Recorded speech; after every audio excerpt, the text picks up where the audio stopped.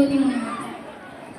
நாள் 3 மீட்பின் குரல். குமாரனாகிய அவருக்குள் அவருடைய இரத்தத்தினாலே பாவமன்னிப்பாய மீட்பு நமக்கு உண்டாயிருக்கிறது.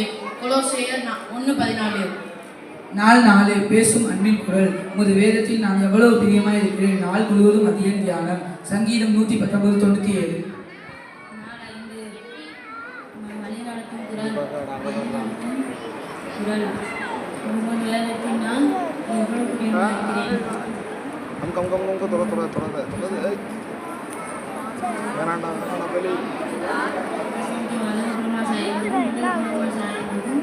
வழியிலே நடக்கும்போது